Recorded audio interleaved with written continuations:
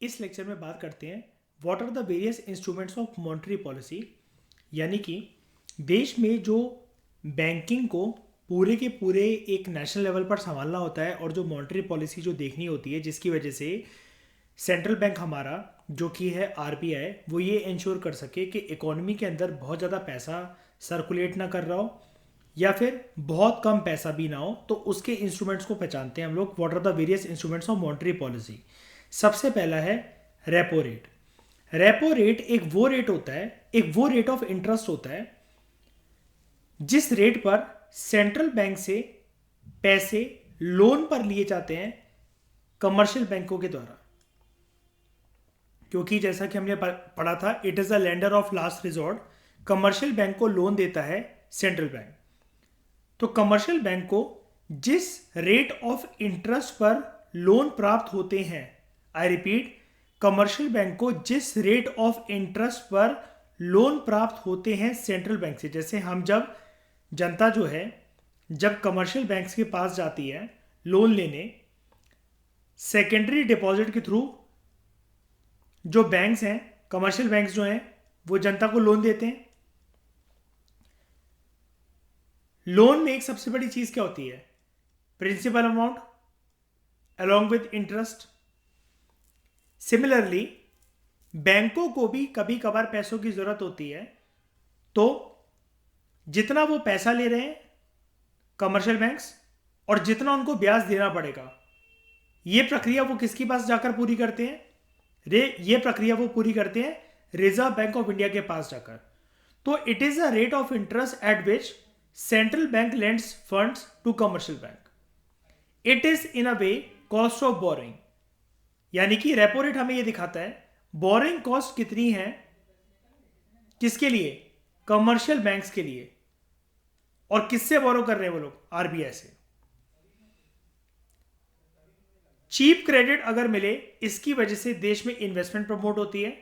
Where as dear money, dear money का मतलब होता है कॉस्टली। डियर मनी का मतलब होता है कॉस्टली क्रेडिट अगर मिले, महंगे रेट ऑफ इंटरेस्ट पर अगर पैसे मिले, तो उससे इन्वेस्टमेंट डिस्करेज होती है। मान लो एक देश के सामने सिचुएशन है जहां पर देयर इज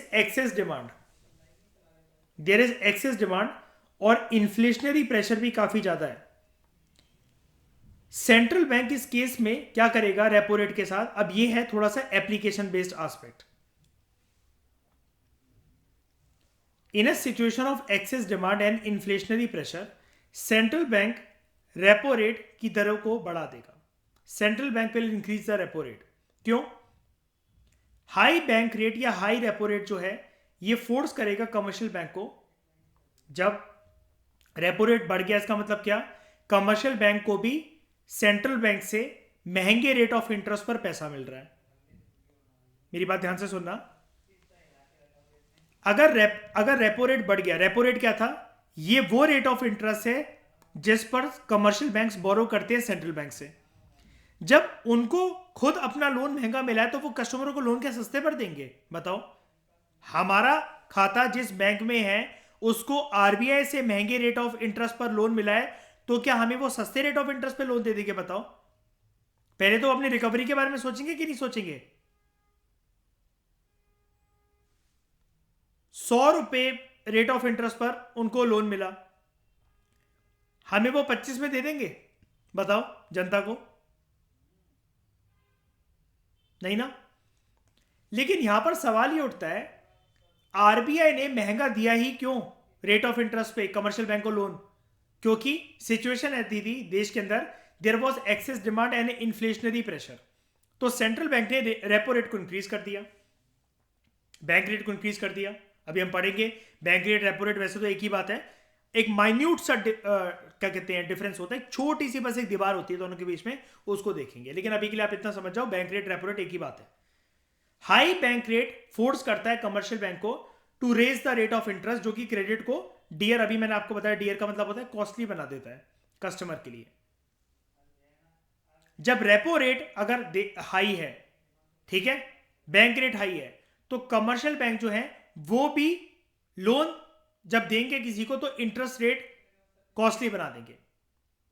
तो क्या होगा? मैं भाई महंगे ब्याज पर क्यों पैसे लूं?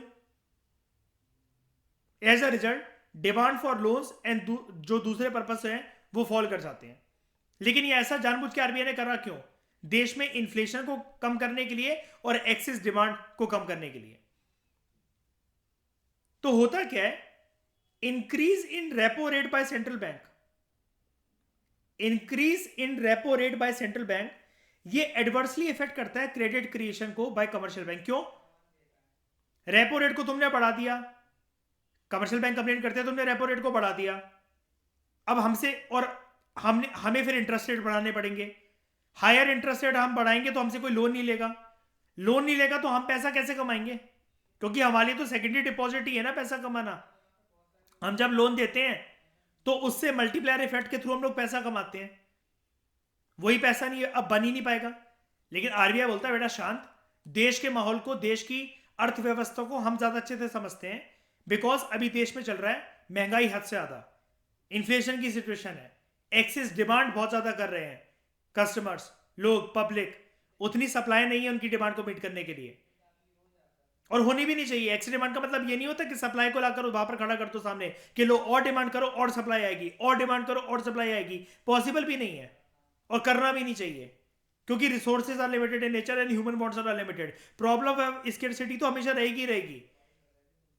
अब प्यार से तो माना नहीं जा सकता कि भैया डिमांड मत करो, ये मत करो, वो मत करो, तो महंगी कर दो चीजें, डिमांड कम होने दो, इससे इन्फ्लेशन प्रेशर कम होता है और एक्सेस डिमांड जो है वो नॉर्मल डिमांड में कन्वर्ट होती है।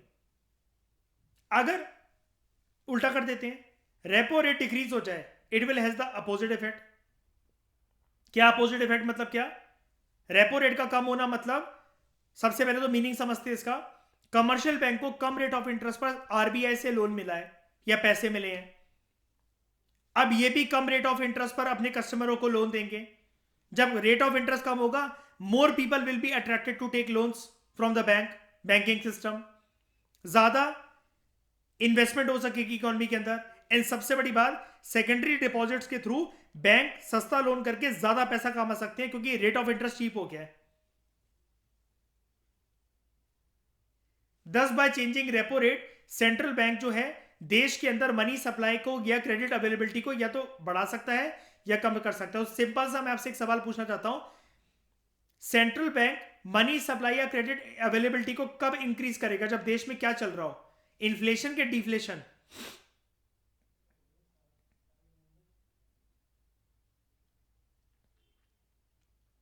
बताओ।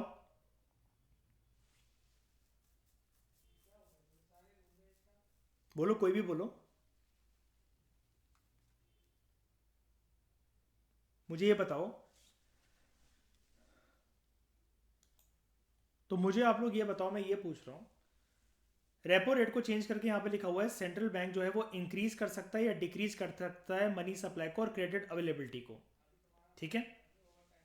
मैं आपसे ये पूछना चाहता हूं, रेपो रेट का इंक्रीज होना या इंक्रीज करना ये आरबीआई कब अपनाएगा? कब रेपो रेट को इंक्रीज करेगा? कौन सी सिचुएशन के अंदर? क्या? इन्फ्लेशन के अंदर, है ना? और डिक्रीज कब करेगा रेपो रेट को? डिफ्लेशन। मनी जब इकोनॉमी से सक आउट करना होगा तो रेपो रेट के साथ क्या होगा? इंक्रीज हो जाएगा। और जब इंजेक्ट करना होगा मनी तो क्या होगा? Repo rate decrease. ये एप्लीकेशन समझ गए? इसके बियॉन्ड इसकी कोई भी किंतु परंतु की एक्सप्लेनेशन नहीं है। एट प्रेजेंट रेपो रेट कितना चल रहा है? गोली मारो उसको, लेटेस्ट इकोनॉमिक सर्वे से देखेंगे, ये 2020 का आंकड़े हैं, ठीक है? और reverse repo rate, reverse repo rate के बारे में एक छोटी सी बात यहां पर कर लेते हैं। ये क्या होता है रिवर्स रेपो रेट? सिंपल, बस आपको इतना एक लाइन में इसको समझना है। It is the rate at which the banks park their surplus fund with the RBI. हमने ऊपर एक चीज पढ़ी थी प्रीवियस लेक्चर के अंदर, banks of the country are required to keep a certain percentage of their deposits with central bank. तो ये क्या था? ये क्या था? हम्म। जिस रेट पर बैंकों को, कमर्शियल बैंक की बात हो रही है यहाँ पर, अपना सरप्लस फंड आरबीआई के पास रखना पड़ता है, that is known as reverse repo rate. ऐसा क्यों रखवाता है आरबीआई अपने पास फंड?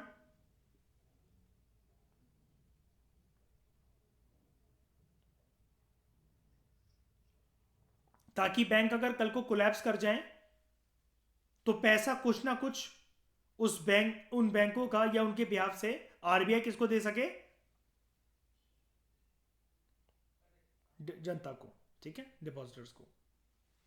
इसके बारे में और जानेंगे नितिन सिंघानिया से, और जानेंगे इसकी एप्लीकेशन के बारे में भी जानेंगे, डोंट वरी। लेकिन मैं आपको एक बात बता रहा था कि repo rate, bank rate generally आप सिमिलर से ही मान जाओ। क्या है ये दोनों के अंदर एक थिन लाइन का डिफरेंस क्या है? बैंक रेट या repo rate are almost similar, except bank rate जो है वो लॉन्ग टर्म के लिए एप्लीकेबल होता है, इमरजेंसी सिचुएशंस वगैरह, and repo rate is applicable for short term period. बस ये डिफरेंस होता है, बाकी कुछ नहीं है ऐसा कुछ के एक अलग से इसका आंकड़े निकलते हो, अलग से उसके निकलते हो। जनरली पेपर के अंदर जो टर्म यूज होती है वो क्या होती है? न्यूज़पेपर्स वगैरह के अंदर क्या देखते हो आप? Repo rate. अब हम लोग बात करते हैं ओ एम ओज की। O M Os, open market operations. This refers to buying and selling of government securities by central bank. ठीक है, खरीदना और बेचना गवर्नमेंट सिक्योरिटीज का सेंट्रल बैंक के द्वारा, किसको? पब्लिक को और दूसरे कमर्शियल बैंक्स को। इससे क्या हो जाएगा? सबसे पहले तो मुझे ये बताओ, सरकार ने अपनी सिक्योरिटीज बेची क्यों होंगी? सेंट्रल बैंक से पैसे लेने के लिए। ठीक है, सेंट्रल बैंक से पैसे लेने के लिए, राइट शाइनी? और बाय कब करेगा वो अपनी गवर्नमेंट सिक्योरिटी वापस?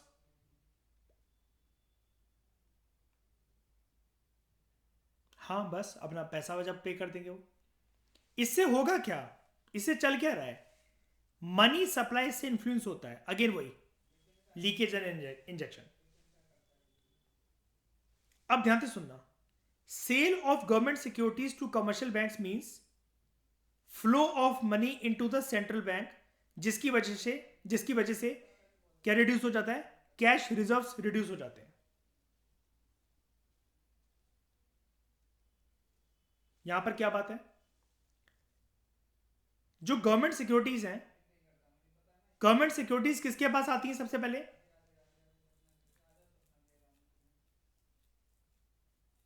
सेंट्रल बैंक अगर उसको कमर्शियल बैंक को सेल कर दे तो क्या होगा? सेंट्रल बैंक के पास मनी आएगी। लेकिन सेंट्रल बैंक मनी को क्यों चाह रहा है?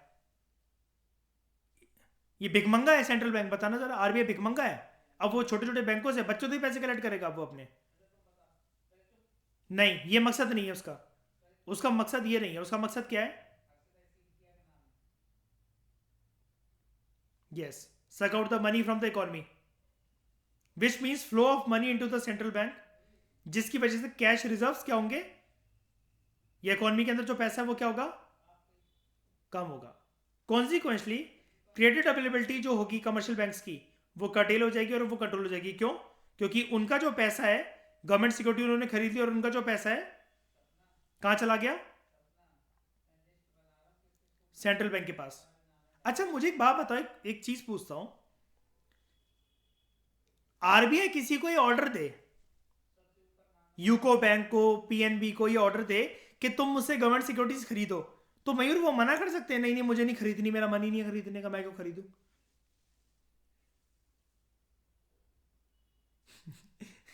नहीं, मतलब वही वाली बात है, खरीदनी पड़ेगी।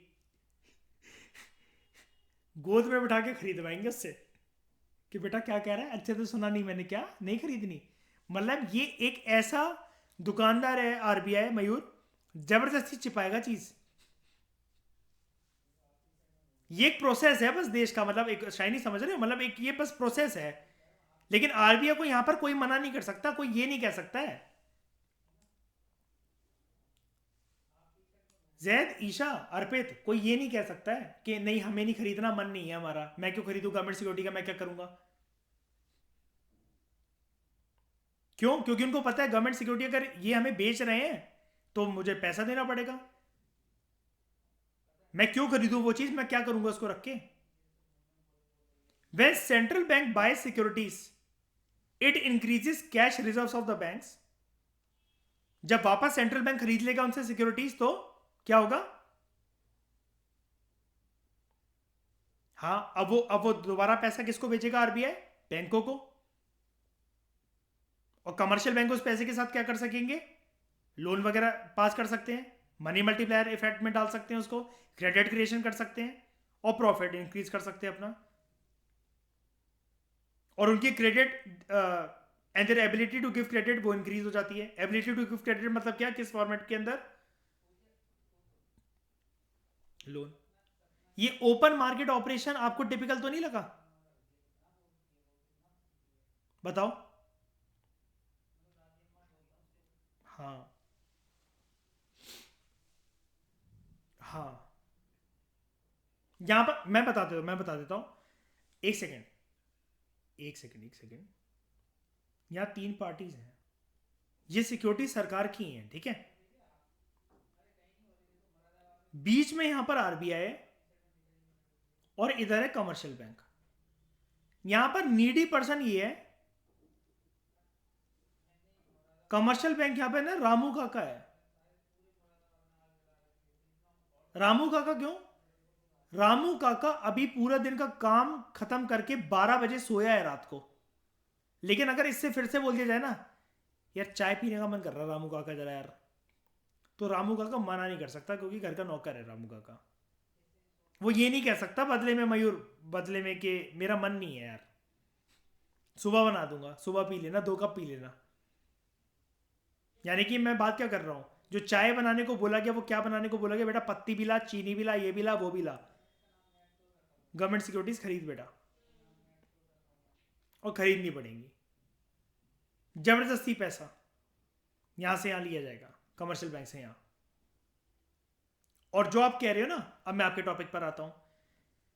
यहां पर ये कमर्शियल बैंक मान कैसे जाएंगे? ऐसे तो हर बैंक बंद हो जाएगी, ये तो आरबीआई डोमिनेट, ये तो अथॉरिटेरियन रिजीम की तरह चल रहा है। यहाँ पर तो कोई मॉनेटरी सिस्टम का हमारे देश में कोई फंडा ही नहीं है, बैंकिंग सिस्टम तो बेकार है। आरबीआई पता नहीं अपनी मन मर्जी से कुछ भी करता रहता है। भाई ये गवर्नमेंट सिक्योरिटीज और इससे जो पैसे वैसे लेता है जितने टाइम के लिए आरबीआई, इनको ब्याज मिलता है बैंकों को, कमर्शियल बैंकों को,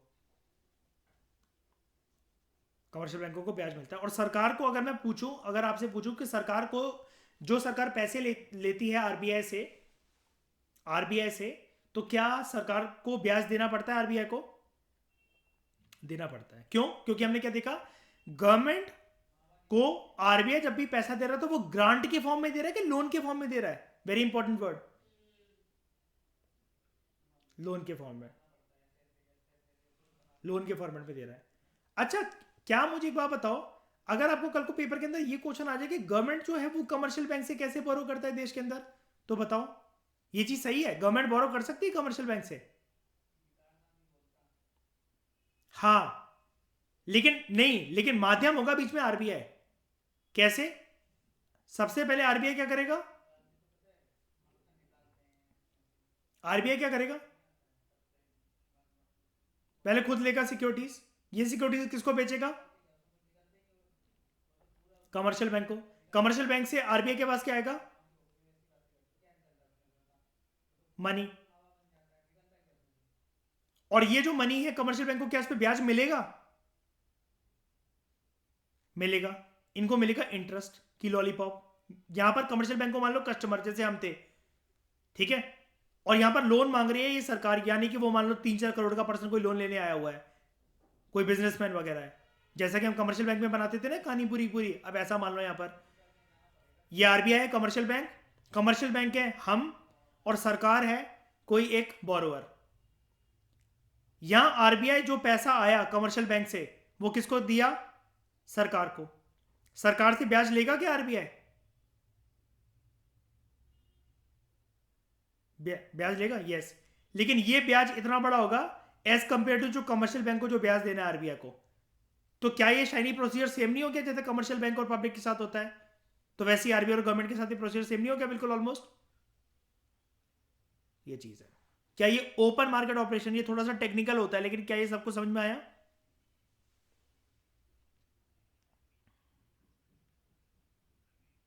ये आरबीआई का प्रॉफिट होता है। और आरबीआई का प्रॉफिट पता है आपका? ओके, ये भी प्रॉफिट रखता है यार। इनका स्टाफ वगैरह ये सब काम वाम करना बहुत टेक्निकल चीज़ होती है। ऐसी थोड़ी ना करोड़ों का पैकेज मिलता है आरबीआई ग्रेड बी के जो लोग होते हैं जो सिलेक्ट हो जाते हैं। करोड़ों का पैकेज होता है इनका। हाँ। और अच्छा, और मज़ेदार बात यह है कि कोई ये सोचे, अनपढ़ गवार तो इंसान यही बात करेगा, हाँ तो क्या हो गया, आरबीआई का थोड़ी ना पैसा है, वो तो छाप छाप के सैलरी देते हैं सबको। ऐसा नहीं होता। लोग तो बस एक चीज सीख जाते हैं बस पूरी इकोनॉमी के लेक्चर में, डेफिसिट फाइनेंसिंग। अरे भाई हर जगह थोड़ी ना डेफिसिट फाइनेंसिंग हो जाएगी। उसके बाद CRR, ये इंपॉर्टेंट चीज है, cash reserve ratio. Commercial banks are required under the law. अब ये लॉ कौन, मतलब ये डंडा किसका? डंडा आरबीआई का। कि वो सर्टेन परसेंटेज या certain ratio of the total deposits वो रखे सेंट्रल बैंक के साथ इन the form of cash reserves. Cash reserve की फॉर्म में। इसको क्या कहा जाता है? CRR। तो जो हम ऊपर देख रहे थे प्रॉपर फॉर्मेट के अंदर, that RBI is the custodian of cash reserves. किसके कैश रिजर्व? कमर्शियल बैंक्स के। Banks of the country are required to keep a certain percentage of the deposits with central bank. ठीक है, इसको हम लोग क्या कहेंगे? Cash reserve ratio. अपने कैश रिजर्व्स की फॉर्म में कुछ पैसे सेंट्रल बैंक के साथ रखने पड़ते हैं बैंकों को। ठीक है, commercial bank are required under the law कि वो certain percentage, certain ratio of the total deposit central bank के साथ रखें in the form of cash reserve. ये जो रेशियो होता है उसको हम लोग कहते हैं कैश रिजर्व रेशियो। ये एक पावरफुल इंस्ट्रूमेंट होता है, क्रेडिट और लेंडिंग कैपेसिटी है जो बैंक की, उसको कंट्रोल करने के लिए। प्रेजेंटली ये 4.5% चल रहा है ना अर्पित?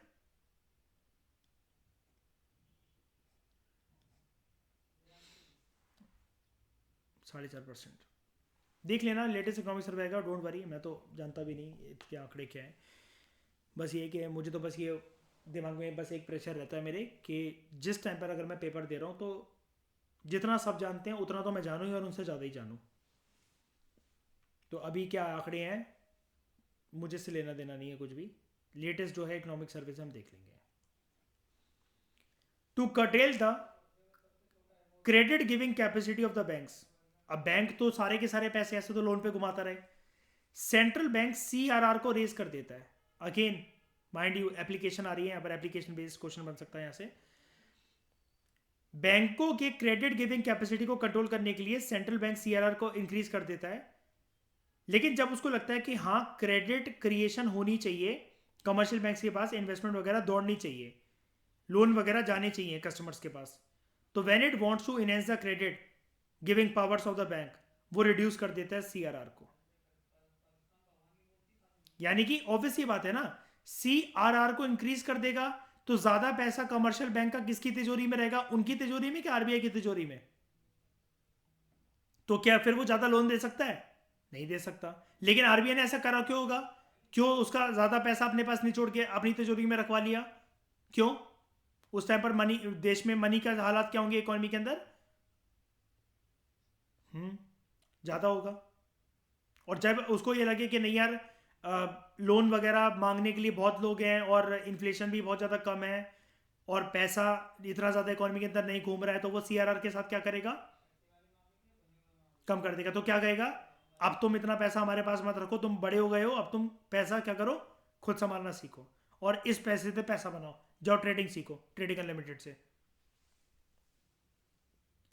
Similarly there is another measure called legal reserve ratio, LRR, जो कि अडॉप्ट करा है आरबीआई ने टू कंट्रोल क्रेडिट। अब ये LRR क्या होता है जल्दी बताओ फटाफट, जल्दी जल्दी जल्दी बोलो।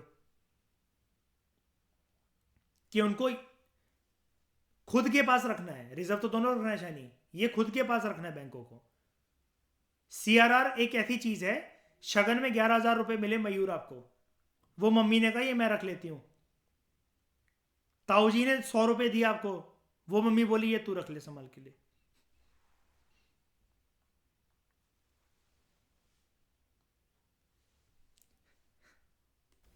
How does CRR create money supply? ठीक है, इससे कैसे मनी सप्लाई होता है? व्हेन सीआरआर फॉल्स, आरबीआई ने सीआरआर को गिराया, उसकी सीमाओं को गिराया, उसके बाद होगा क्या? कमर्शियल बैंक के ऊपर जो अभी तक बंदिशें थी कि उसको इतना पैसा अपना आरबीआई के पास रखना है, वो कम अब पैसा रखना पड़ेगा आरबीआई के पास। Commercial bank keep lower reserves with the central bank. फिर क्या होगा? कमर्शियल बैंक अब ज्यादा फंड रिलीज कर सकता है लोन देने के लिए, और जैसे जैसे लेंडिंग एक्टिविटीज इंक्रीज होंगी, जो मनी क्रिएशन होगा इकोनॉमी के अंदर वो एक्सपेंड होगा और मनी सप्लाई इंक्रीज हो जाएगी, क्योंकि सबको लोन मिल रहा है, कम रेट ऑफ इंटरेस्ट पे मिल रहा है, ज्यादा लोग आएंगे लोन लेने, बैंकों को प्रॉफिट ज्यादा मिलेगा, और वो प्रॉफिट से मनी मल्टीप्लायर होगा, मनी क्रिएशन होगा, और मनी सप्लाई इंक्रीज होगा इकोनॉमी के अंदर। जब उल्टा हो ऐसा, जब सीआरआर बढ़ा दिया जाए आरबीआई के द्वारा, कमर्शियल बैंक को अब ज्यादा रिजर्व रखना है सेंट्रल बैंक के पास, अब उनके पास कम पैसा है लोन पे देने के लिए, along with it उनको अब इंटरेस्ट रेट भी ज्यादा बढ़ाना पड़ेगा, many people will be discourage to take loans, और पैसा ऐसे इकोनॉमी से सक आउट कर लिया जाएगा, और मनी सप्लाई उसके इसके अंदर डिक्रीज हो जाएगी। ये सारे एप्लीकेशन बेस्ड क्वेश्चन आप प्रीवियस ईयर क्वेश्चन पेपर उठा के देख लेना, मेजॉरिटी ऑफ द चीजें नेशनल इनकम, इन्फ्लेशन और मनी इन बैंकिंग से ही आती हैं। 99% इकोनॉमी के क्वेश्चन पिछले 10 साल से, 15 साल से, 25 साल से इन्हीं टॉपिक्स के इर्द गिर्द घूम रहे हैं, और बस बच्चे यही आंसर नहीं कर पाते, क्योंकि इसको रिवाइज करने के लिए ये एक पैराग्राफ नहीं है, ये सिर्फ इतना सा पैराग्राफ नहीं है देखने को, इससे कम से कम 50 प्रकार के क्वेश्चन बन सकते हैं। ये अपने आप में जो टॉपिक है ना, ये सोचने में अगर पर्सन आए ना, जैसा कि हम पढ़ रहे हैं अभी, तो हम एक तो होता है मैं आपको पढ़ा रहा हूं, मैं आपका ब्रेन ओपन कर रहा हूं, एक होता है जब आप खुद से सेल्फ स्टडी भी करोगे इन पीडीएफ को पढ़कर, प्रिंट निकालकर, बुक की फॉर्मेट के अंदर, 500 सवाल तो आपके मन के अंदर खुद भी घूमेंगे ऐसे इसको लेकर। ये जो इंस्ट्रूमेंट ऑफ मॉनेटरी पॉलिसी है ना, ऐसा मान लो कि इकोनॉमी, पूरी इकोनॉमी जो यूपीएससी की है ना प्रीलिम्स के अंदर, 65% वेटेज तो सिर्फ इस टॉपिक की है, इंस्ट्रूमेंट ऑफ मॉनेटरी पॉलिसी की। 65% जितने यूपीएससी बोल रहा हूं मैं, यूपीएससी के प्रीलिम्स का जितना इकोनॉमी का वेटेज है, 65% तो भाड़ में जान दो सारे प्रकार के चैप्टर, कोई भी जो बुक है, सिर्फ ये इंस्ट्रूमेंट ऑफ मॉनेटरी पॉलिसी से फंस जाते हैं क्वेश्चन। और ऐसा कोई मुझे साल बता दो जब वो मेंशन ना करता हो कभी भी स्टेटमेंट में, repo rate, reverse repo rate, statutory liquidity ratio, open market operations, government securities, cash reserve ratio, CRR इतना बढ़ गया उतना गिर गया, इसकी एप्लीकेशन के बारे में ना पूछता हो, लीगल रिजर्व रेशियो के बारे में ना पूछता हो, बताओ। और यहां पर ये जितने आप ये देख रहे हो ब्रैकेट में लिख रखा है साल 2012, 2020, यानी कि 12वीं के लौंडे लौंडियों से पूछा जा रहा है। तो अगर 12वीं के लौंडा लौंडिया पढ़ सकते हैं तो आप भी पढ़ सकते हो, जब वो अपना सीबीएसई का पेपर निकाल सकते हो तो आप भी यूपीएससी का पेपर निकाल सकते हो आसानी से। सिंपल सी चीज है। और ऐसा भी नहीं कि आपको कुछ बहुत मान जानना है, जो किताब लिखा है बस किताबों के शब्दों के पीछे एप्लीकेशन को जानना है। वो कब जान पाओगे? Multiple revisions. जब तक ये टेक्स्ट, ये प्रिंट कि कौन सा कॉमा कहां लगा हुआ था, इतनी फोटोजेनिक मेमोरी एक्टिवेट ना हो जाए, तब तक पढ़ते रहना है, और लिख लिख के पढ़ा करो ताकि सबकॉन्शियस माइंड भी एक्टिवेट रहे। Exchange control, another duty of a central bank is to see that कि एक्सटर्नल वैल्यू जो है हमारी करेंसी की ना, वो ना मेंटेन रहे। अब एक्सटर्नल वैल्यू मेंटेन रहे मतलब क्या? मुझे बताना इनमें से कौन सी सिचुएशन बेस्ट है। एक सेकेंड बंगालन, एक मिनट इनमें से कौन सी सिचुएशन बेस्ट है? $1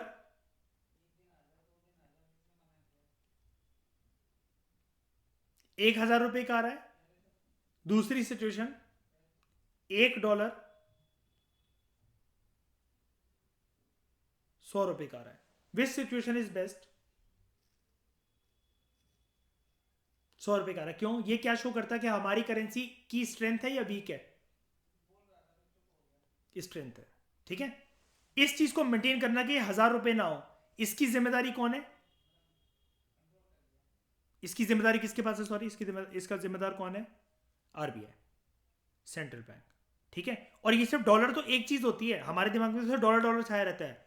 शायनी, जितने एक्सचेंज रेट्स के साथ इंडियन ट्रेडर्स की डीलिंग होती है, मैं ट्रेडिंग की बात नहीं कर रहा, मतलब वो ट्रेड जो प्रॉपर तरीके से गुड्स एंड सर्विसेज में होता है, जो भी फॉरेन एक्सचेंज रिजर्व्स हमारे पास आते हैं पेमेंट वगैरह के लिए, क्या सबको मेंटेन करके रखना ये वाला काम है क्या आरबीआई का? ठीक है, अब एक बात याद रखना, फॉरेन एक्सचेंज और फॉरेन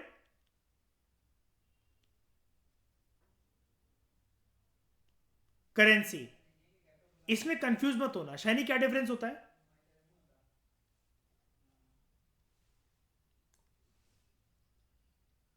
अरे नहीं यार, ये दोनों सेम चीजें होती हैं, ठीक है? कंफ्यूज मत होना इसमें कभी भी पेपर के अंदर। फॉरेन एक्सचेंज थोड़ा सा टेक्निकल इकोनॉमिक लैंग्वेज होती है, एंड नॉर्मल भाषा में हम लोग कहते हैं फॉरेन करेंसी। फॉरेन करेंसी, मेरे को डॉलर मिल गई, मेरे को डॉलर का $100 का नोट है मेरे पास इतनी सारी कंट्रीज की करेंसी हैं, ये फलाना टिकमा। एक ही बात होती है, foreign exchange and foreign currency एक ही चीज़ है, ठीक है? वो जो शैनी आप कह रहे हो ना, that is foreign exchange rate, ठीक है? इन दोनों का मतलब एक ही होता है, डिक्शनरी मीनिंग एक ही है। तो एक्सचेंज कंट्रोल क्या होता है? Another duty of a central bank is to see that external value जो करेंसी की वो मेंटेन रहे। फॉर इंस्टेंस, भारत के अंदर जो रिजर्व बैंक ऑफ इंडिया है वो बड़े सारे ऐसे प्रयास करता है to ensure external value of a rupee should be maintain, और इस चीज के लिए वो सूटेबल मेजर्स भी अडॉप्ट करता है ताकि ऐसा ना हो कल को हमें बहुत ज्यादा रुपए खर्च करने पड़ रहे हो किसी एक फॉरेन एक्सचेंज को, फॉरेन करेंसी को प्राप्त करने के लिए। Okay, the exchange control system is one such measure. इस एक्सचेंज कंट्रोल सिस्टम के अंतर्गत हर एक जो नागरिक है भारत का, ठीक है, every citizen of India has to deposit with the reserve Bank of India सारी की सारी फॉरेन करेंसी या एक्सचेंज जो कि उसको मिलते हैं। क्योंकि एक अमाउंट से ज्यादा अगर आपके घर पे कोई भी फॉरेन करेंसी के बंडल या कोई भी एक चीज मिलती है, एक अमाउंट से ज्यादा अगर आप उसको रखते हो तो आपको जेल है, आपको जेल है। फॉरेन करेंसीज बहुत ज्यादा आपके घर पे नहीं मिलनी चाहिए, ठीक है? इसलिए लोग क्या करते हैं शाइनी, एयरपोर्ट पे जैसे ही उतरते हैं वहां पर काउंटर्स होते हैं, इमीडिएटली उस कंट्री में उतरने के बाद क्या करवा लेते हैं, करेंसीज को एक्सचेंज कर लेते हैं, कन्वर्ट करवा लेते हैं, ताकि अंदर जो है वो काम ही ना हो। एक कॉमन सी चीज आपने देखी होगी, नमस्ते लंदन देखी है? कैटरीना कैफ जब पंजाब से भागने का प्लान बनाती है तो वो एक जगह जाती है कि अपने पैसे वैसे को वो करवाने, चेंज करवाने, जो भी करने। हमारे देश में एक बहुत फेमस ब्रांड है जो कि चला था उस टाइम पर, मतलब एक इंस्टीट्यूशन है, वेस्टर्न यूनियन, सुना होगा? ये डॉलर वॉलर को एक्सचेंज कर देता है, ठीक है? अब तो ऐसे बहुत सारे हैं, लेकिन वेस्टर्न यूनियन एक वन ऑफ द क्या कहते हैं, सबसे पहला था और काफ़ी फेमस हुआ था एक ज़माने में, आज से लगभग एक डिकेड, 1.5 डिकेड पहले। And whatever foreign exchange he or she might need has to be secured from the reserve bank. उसको एक एप्लीकेशन देना, यानी कि अगर आप फॉरेन करेंसी वगैरह ज़्यादा रखना चाहते हो आपको एक एप्लीकेशन देनी पड़ेगी। सिमिलरली आपके घर में अब ये डीमोनेटाइज नोट्स के साथ भी होता है, हालांकि हम इस हेडिंग में फॉरेन एक्सचेंज के बारे में पढ़ रहे हैं, एक्सचेंज कंट्रोल के बारे में पढ़ रहे हैं। जो डीमोनेटाइज नोट्स हैं, 1,000 रुपए और 500 रुपए, इनकी भी कुछ ऐसी दायरे हैं कि आप ये 10-10 नोट, मतलब 10 नोट इसके 10 नोट इसके, आप as a hobby, as a student research या किसी भी चीज के लिए फ्यूचर रेफरेंस के लिए आप रख सकते हो। इससे ज्यादा अगर आपको मिलते हैं तो आपको एक एप्लीकेशन देनी पड़ेगी, सेंट्रल बैंक को एक एप्लीकेशन देनी पड़ेगी कि मैं इससे ज्यादा रख रहा हूं नोट या रख रही हूं, इस पर्पस के लिए रख रहा हूं या रख रही हूं। अगर आपने एप्लीकेशन नहीं थी और इस लिमिट से ज्यादा अगर पुराने 1,000 के नोट और पुराने 500 के नोट आपके घर पे मिले तो जेल है आपको, ठीक है? उसके बाद लेंडर ऑफ लास्ट रिजॉर्ट, ये हमने पढ़ा था प्रीवियस लेक्चर के अंदर function. In times of emergency, जब कमर्शियल बैंक अपनी ऑब्लिगेशंस मीट करने से फेल हो जाए डिपॉजिटर्स की, यानी कि वो पैसा जो डिपॉजिटर्स का है वो बर्बाद हो गया लिक्विडिटी क्राइसिस की वजह से, वो सेंट्रल बैंक को अप्रोच करते हैं कुछ मदद करो। और सेंट्रल बैंक इस जरूरत के टाइम पर कमर्शियल बैंकों के लिए मसीहा बनकर खड़ा होता है, कंधे से कंधा मिलाकर, as a lender of last resort, यानी कि जब सबके दरवाजे बंद हो गए तो कोई बात नहीं, ये लोन देगा। Central bank guarantees solvency. देखो दो वर्ड होते हैं, एक होता है इनसॉल्वेंसी, एक होता है सॉल्वेंसी। इनसॉल्वेंसी मतलब डूब जाना, सॉल्वेंसी मतलब तैरते रहना। और ये फाइनेंशियल अकोमोडेशन प्रोवाइड करता है, फाइनेंशियल स्ट्रेंथ प्रोवाइड करता है कमर्शियल बैंक को, ताकि वो हमारे देश में मॉनेटरी सिस्टम और बैंकिंग सिस्टम में तैरते रहे, इंसॉल्वेंट ना बने, डूबे ना, एक आयरन नेल की तरह डूबे ना, शिप और बोट की तरह तैरते रहे हमारे देश के फाइनेंशियल समंदर में, ठीक है? इसके लिए क्या करता है आरबीआई? जो एलिजिबल सिक्योरिटीज होती है और बिल ऑफ एक्सचेंज होता है उनको रीडिस्काउंट करता है। यानी कि ये कौन लेकर आया है इसके पास ये सिक्योरिटीज और बिल ऑफ एक्सचेंज? कौन लेकर आया है? कमर्शियल बैंक, ऑफिस, ही बात है, ठीक है। और उसके बाद इन सिक्योरिटीज के अगेंस्ट उनको लोन प्रोवाइड करता है। जब कमर्शियल बैंक की स्थिति अच्छी हो जाएगी तब वो क्या करेंगे इन सिक्योरिटीज और उसके साथ? अभी तो बेच दी है, बाद में क्या करेंगे? ये प्रक्रिया चलती रहती है। This saves the bank from possible failure and banking system from a possible breakdown. लेकिन कभी कभार जब इतना भी नहीं हो पाता, तो जब वही वाली बात है ना, जिसकी मारने की ऊपर वाले ने भी सोच ली है, तो इंसान तो क्या ही बचाएंगे उसे। On one hand, central bank by providing temporary financial accommodation, एक तो ये फाइनेंशियल स्ट्रक्चर को बचाते हैं कोलैप्स होने से, और दूसरा फाइनेंशियल इमरजेंसी को भी लगने से बचाते हैं हमारे देश के अंदर आर्टिकल 360। क्योंकि ये तो एक बैंक की बात है, लेकिन अगर ऐसे सारे बैंक एक के बाद एक कोलैप्स होने लग जाए तो फिर तो क्या ही होगा देश का। और लोगों का, हाँ सबसे बड़ी बात, तो लोगों का ट्रस्ट मेंटेन रहता है बैंकिंग सिस्टम के अंदर। उसके बाद फॉरेन एक्सचेंज रिजर्व का वो वाला पॉइंट थोड़ा सा फीका लगा होगा आपको, एक्सचेंज कंट्रोल को मेंटेन करना। ये तो कंट्रोल को मेंटेन करने वाली बात हो गई। फॉरेन एक्सचेंज रिजर्व का कस्टोडियन भी रहता है, यानी कि जितनी भी फॉरेक्स करेंसी है ना, उसका कस्टोडियन भी यही है। Central bank also function as the custodian of countries के जितने, हमारे देश के पास जितने भी फॉरेन एक्सचेंज रिजर्व होते हैं, डॉलर हो, येन हो, पाउंड स्टर्लिंग हो, जो भी हो, ठीक है, रेन मिनबी हो, चाइना की करेंसी हो, किसी भी कंट्री की अनगिनत करेंसियां हो, ठीक है, जो कि हम एक्सेप्ट करते हैं, अगर वो हमारे देश के अंदर फ्लोट कर रही है, उसका कस्टोडियन रहता है RBI. It is a responsibility of the central bank कि वो हमारी नेशनल करेंसी को, ठीक है, इस प्रकार से स्टेबलाइज करे कि उसकी एक्सटर्नल वैल्यू जो है दूसरी करेंसीज के इर्द गिर्द, वो उनके साथ साथ बरकरार रहे। ऐसा ना हो कि हमारी करेंसी, हम, मैं दो वर्ड आपको बताऊंगा, ठीक है, devaluation, revaluation, appreciation and depreciation of currency. ये हम पढ़ेंगे, किसी अदर कंटेक्स्ट में पढ़ेंगे कि हमारी करेंसी कैसे भी करके कमजोर नहीं होनी चाहिए। देयरफॉर क्या करता है RBI? It keeps a certain minimum amount of gold and foreign currency like US dollar, British pound against note issue, ताकि इमरजेंसी रिक्वायरमेंट जो है फॉरेन एक्सचेंज की उसको मीट करा जा सके। यानी कि जैसे जब वो प्रिंटिंग ऑफ करेंसी नोट करता है तो उसके अगेंस्ट में भी 200 करोड़ के गोल्ड और फॉरेन सिक्योरिटीज रखता है ना, तो यहां पर आज आपको नई बात क्या जानने को मिली? फॉरेन एक्सचेंज को भी जब आरबीआई रखता है तो उसके अगेंस्ट में क्या मेंटेन करके रखता है? Certain minimum amount of gold and foreign currency, ठीक है, अगेंस्ट नोट। मतलब ये भी जब ये देश में कितना पैसा क्या है उसके अगेंस्ट में गोल्ड और ये मेंटेन करके रखता है फॉरेन करेंसी। अगेन ये वाली बात वही है, फॉरेन सिक्योरिटीज को मेंटेन करना, जो कि हमने पढ़ा था शायनी मोस्ट लिक्विड फॉर्मेट के अंदर हो। तो यहां से एक नई बात का खुलासा होता है कि हमारे देश में जो भी नोट्स हैं, जो भी नोट्स प्रिंट होने वाले हैं या होंगे, ये चीज डिटरमाइन होगी कि बैकअप में गोल्ड कितना पड़ा है और बैकअप में फॉरेन सिक्योरिटीज कितनी पड़ी है, जिसका फॉरेन करेंसी भी पार्ट है। At the same time, in order to minimise fluctuations in the foreign exchange rate, RBI क्या करता है? वो फॉरेन करेंसीज को मार्केट के अंदर बाय सेल करता रहता है। यानी कि देख रहे हो, सबसे बड़ा ट्रेडर तो आरबीआई निकला फॉरेक्स मार्केट का। देख रहे हो मयूर खुलासा? और हमारे देश के अंदर इंडियन ऑपरेटेड या कोई भी कंपनी ऐसी जो इंडिया से फॉरेक्स में ट्रेडिंग करवाने के लिए अलाउड करे, उसकी परमिशन आज तक किसी को नहीं मिली है। हम लोग बाहर के प्लेटफॉर्म्स यूज करते हैं जनरली फॉरेक्स में ट्रेड यूज करने के लिए, मतलब प्रॉपर जो फॉरेक्स के जो प्लेटफॉर्म्स हैं। अब करने को तो जेरोदा, ग्रो और मतलब जो भी हैं धन वगैरह, इसमें भी फॉरेक्स कुछ कुछ ट्रेड हो जाते हैं, ट्रेड टाइगर में, शेयर खान में, इन सब में हो जाते हैं, लेकिन प्रॉपर प्लेटफॉर्म जैसे ऑक्टा एफएक्स हमारे देश का नहीं है, ठीक है। तो उसमें ये सब चीजें ये अलाउड नहीं होती हैं। Meta version 5, meta version 4। Clearing house function, as a central bank it acts as a clearing house for its member bank. Bank जो है, they receive, banks receive cheques drawn on the other banks from their customers. यानी कि आपको check sign करके किसी ने दिया, वो चेक हो सकता है किसी और बैंक का हो, और वो जाकर आप अपने बैंक में लगा रहे हो, तो पैसा क्या आएगा आपके बैंक में कि नहीं आएगा? बताओ। ऑब्वियस ही बात है, आएगा।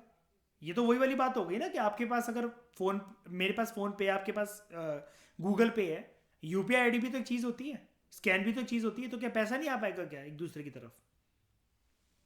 Similarly, checks on a particular bank are drawn and passed into the hands of other banks, जिसको उनको निकालना पड़ता है फ्रॉम द ड्रॉइज बैंक। मतलब जो भी डिपॉजिट करवाने आता है, जिसने भी चेक वगैरह लगा रखे हैं, दूसरी पार्टी को पैसा जाना है, कुल मिलाकर ये वाली बात है। ऐसा मान लो दो अलग अलग बैंक हैं, उनके दो अलग अलग बनते हैं, आपस में उनको ट्रांजैक्शन करनी है, ठीक है? तो वो ट्रांजैक्शन पॉसिबल हो पाएगी कि नहीं हो पाएगी? बिल्कुल हो पाएगी। तो अगर मान लो पीएनबी, पंजाब नेशनल बैंक, और PSB, Punjab and Sind bank, इनके दो कस्टमर हैं, जिसका एक अकाउंट पीएनबी के अंदर है, एक का अकाउंट पीएसबी के अंदर है, इनके बीच में जो भी ट्रांजैक्शन होगी एक दिन के अंदर, जो भी लेन देन होगा, या बैंकों के बीच में आपस में जो लेन देन होगा, इसका पूरा कॉपी, कितनी ट्रांजैक्शन हुई, कितने अमाउंट की हुई, कब कितना पैसा कितने बजे गया, ये पूरा क्लियरिंग हाउस फंक्शन करने का काम करता है आरबीआई। इंडिपेंडेंट और separate realisation to each cheque would take a lot of time. मतलब अगर ये लोग आपस में एक एक करके काम करने लगे, पीएनबी पीएसबी को बोले, पीएसबी पीएनबी को बोले, फिर इसकी पीएनबी को हो सकता है आईसीआईसीआई के साथ भी डीलिंग चल रही हो, और आईसीआईसीआई की साइड हो सकता है कि कोटक महिंद्रा बैंक के साथ डीलिंग चल रही हो। इतनी सब भागा दौड़ी में तो बैंक फिर अपना काम कर ही नहीं पाएंगे। इंडिपेंडेंट और अलग अलग तरीके से सेपरेट चेक्स के बारे में, चेक को क्लियर करना, उसका देखना कि वो चेक बाउंस तो नहीं हो गया, चेक लगा कि नहीं लगा, ये बहुत ज्यादा टाइम ले लेगा। सेंट्रल बैंक यहाँ पर क्लियरिंग फैसिलिटीज प्रोवाइड करता है सभी बैंकों को। वो कहता है तुम बैंकिंग ऑपरेशंस करो, तुम कस्टमरों को देखो, मैं देखता हूं तुम्हारे फंक्शंस को, मैं करता हूं तुम्हारी सारी सेटलमेंट क्लियर। ये फैसिलिटीज प्रोवाइड करता है बैंक के लिए आरबीआई, कि वो they should come together every day, और वो अपने चेकिंग क्लेम्स को सेट ऑफ कर सके without physical movement of cash. अब पहले ये सिर्फ चेक की बात होती थी, अब यहां पर ऑनलाइन और डिजिटल माध्यम से भी जो ट्रांजेक्शन जितनी भी होती है, जब से ये नेफ्ट और आरटीजीएस आया है नोटबंदी के बाद, ये बहुत जो दो टर्म्स जो बहुत ज्यादा पॉपुलर हो गई हैं, ठीक है? और ये अलग अलग जो कैश ट्रांजेक्शन, मनी ट्रांजेक्शन करने के जो इंस्ट्रूमेंट्स हैं, फोन पे, गूगल पे, ठीक है, पेटीएम, यूपीआई आईडीज, स्कैन, ठीक है, ये जितनी भी सारी की सारी चीजें हैं, इनको भी अब डे टू डे सेटल करने का काम देखता है आरबीआई। पहले सिर्फ चेक चेक ही लिखा जाता था, चेक को यहां पर सिर्फ वो मत मान लेगा ना कि ये मत मान लेना कि ओनली चेक्स, गलत हो जाएगा क्वेश्चन बनना आपका। दो बैंकों के बीच में किसी भी प्रकार से ट्रांजैक्शन हुई हो, ऑनलाइन, चेक के माध्यम से या कैश टू कैश, उसके पूरे के पूरे एक सेटलमेंट्स को क्लियर करने का काम करता है आरबीआई। आरबीआई शाम तक बता देता है या अगले दिन तक, एक दिन के अंदर बता देता है, तुम्हारे इतने पैसे पेंडिंग है जो कि तुम्हें इसको देने हैं। पीएनबी को बता देगा कि पीएसबी को कल इतने पैसे तुमने देने हैं। किसी किसी दिन पीएसबी के भी पेंडिंग होंगे तो पीएसबी को बता देगा कि तुम्हें पीएनबी को इतने इतने देने हैं।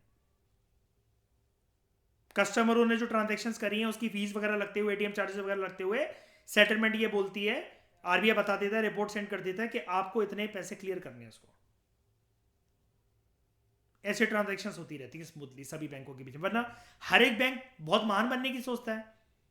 वरना जो सिविल स्कोर है आजकल तो ये भी होने लगा है, बैंकों के बीच में इतनी आपसी तालमेल हो गई है कि आपका सिविल स्कोर अगर एक बैंक से खराब है ना, बहुत ज्यादा, कि आपने गाड़ी फाइनेंस करवाई थी और कभी किस्तें नहीं बढ़ी, वो नहीं भरी, नए बैंक के पास आप जाके बेवकूफ बनाने का सोचो कि मैं यहां से गाड़ी वगैरह फाइनेंस करवा लेता हूँ, कौन नहीं देख रहा है, वो उस बैंक का जिसका आपको लग रहा है कि इसका तो क्या ही लेना देना होगा, ये बैंक तो, मैं पीएनबी के पास आया हूं और मैंने ये जो फ्रॉड करा था, ये क्या कहते हैं, एयू बैंक के साथ करा था,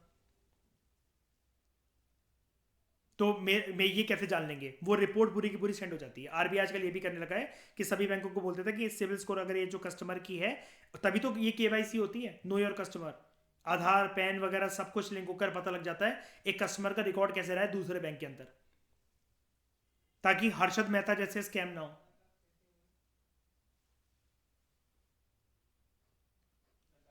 Collection and publication of data. It has also been entrusted with the task of collection and compilation of statistical information relating to banking and other financial sectors of the economy. इसके लिए आप RBI की website पे जाओ और shiny रात भर आराम से कॉफी पीते पीते इसको देखना, कुछ समझ में आए तो मुझे भी समझाना, ठीक है? क्या चीज़? ये वाला पॉइंट? अरे मैंने ये बोला स्टैटिस्टिकल इन्फॉर्मेशन प्रोवाइड करता है वो, डेटा कंपाइल करना इतना बढ़ गया, ये बढ़ गया, इतनी ट्रांजैक्शंस हो रही हैं, ये बैंक पर हाईएस्ट परफॉर्मिंग सेक्टर पर चल रहा है, ये बैंक सबसे वीक चल रहा है, इसका एनपीए इतना, उतना एनपीए इतना। तभी मैं बोल रहा हूँ शैनी को कॉफ़ी पीते पीते रात को देखना है ना आंकड़ों को, समझ में आ जाए तो मुझे भी समझाना। मतलब टेक्निकल चीज़ होती है, और ये वाले काम करने के लिए कौन बैठता है ये सब कंपाइल? कौन? आरबीआई ग्रेड बी के अफसर। लास्ट टॉपिक इस चैप्टर का सीबी सचदेवा से, लेकिन ठीक है, सेंट्रल बैंक और कमर्शियल बैंक के बीच में फंक्शंस क्या है, डिफरेंस क्या है, sorry. It is the apex bank in the money market of a country. It is मेलिया यूनिट के पूरे बैंकिंग स्ट्रक्चर के छोटे छोटे से ये अंग है, ऑर्गन है। प्राइमरी एम सेंट्रल बैंक का है पब्लिक वेलफेयर, प्राइमरी एम इनका होता है प्रॉफिट मेकिंग। इसके मालिकाना अधिकार है करेंसी नोट्स इशू करने के, कमर्शियल बैंक को लीगली स्टेटूटरीली यानी कि लीगली डिनाइड है ये फंक्शन, ये कोई ऐसा करेंसी नोट्स इशू नहीं कर सकते। वो अलग बात है, करेंसी ये सॉरी क्रेडिट क्रिएट कर सकते हैं, मनी क्रिएट कर सकते हैं, करेंसी से इनका कुछ लेना देना। CURRENCY, इससे कुछ नहीं लेना देना इनका। यहां पर इनका लेना देना, कंफ्यूज मत हो जाना, क्रेडिट और मनी से अलग चीजें होती हैं। This is a legal tender, और ये होता है कि पैसा बनाना। ये पब्लिक के साथ डील नहीं कर सकते directly, central bank RBI deal नहीं कर सकता, लेकिन पब्लिक और बिजनेस फर्म के साथ डायरेक्टली डील करने का काम होता है कमर्शियल बैंकों का। It acts as banker to the government, ठीक है। इसकी एज सच कोई रिस्पॉन्सिबिलिटी नहीं होती स्टेट की तरफ, इसलिए मैंने बोला था शायनी आपको, सरकार जो है डायरेक्टली पैसा बोरो नहीं कर सकती कमर्शियल बैंक से, उसको बीच में माध्यम किसका चाहिए? आरबीआई का। सरकार अपनी सिक्योरिटीज पहले किसे देगी? जल्दी बताओ। आरबीआई को। आरबीआई वो सिक्योरिटीज किसे बेचेगा? कमर्शियल बैंक मना कर सकते हैं नहीं, मुझे नहीं चाहिए, चाहिए ही नहीं मुझे, क्यों बेच रहे हो जबरदस्ती? वो कहेगा, और बेचने के बाद वो क्या मांगेगा आरबीआई? पैसा। तो मयूर सोच के देखो, वो कहे भाई साहब ये तो जबरदस्ती हो गई यार, तुम जबरदस्ती मुझसे पैसा मांग रहे हो हैं, और तुम कह रहे हो सिक्योरिटी ले लो, भाई नहीं चाहिए मुझे। वो कहेगा ऐसे कैसे नहीं चाहिए, लेनी पड़ेगी।